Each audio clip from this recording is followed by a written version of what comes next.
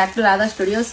ఈ రీల్ లో మనం ప్యూర్ జార్జెట్ ఫ్లోరల్ శారీస్ చూద్దామండి. మనకి ఇలా ఫ్లోరల్ బంచెస్ వస్తాయి. మిడిల్ పార్ట్ అంతా మంచి రస్ట్ ఆరెంజ్ కలర్ అండి, మోస్ట్ ట్రెండింగ్ కలర్ కాంబినేషన్. చాలా లైట్ వెయిట్ గా ఉంటుందండి, ఈజీ టు డ్రేప్ కూడా. అండ్ నెక్స్ట్ కలర్ కాంబినేషన్ వచ్చేసి పింక్ కలర్ కాంబినేషన్ లో చూస్తున్నామండి.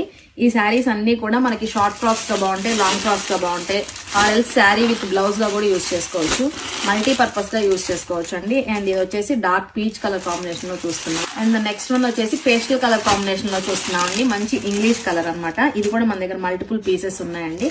రఫ్ అండ్ టఫ్ గా యూజ్ చేసుకోవచ్చు, రోలింగ్ కూడా అవసరం లేదండి. ఈ శారీస్ కి చాలా బాగుంటాయి, లైట్ వెయిట్ గా ఉంటాయి. అండ్ ఇది వచ్చేసి నేవీ బ్లూ కలర్ లో చూస్తున్నాము.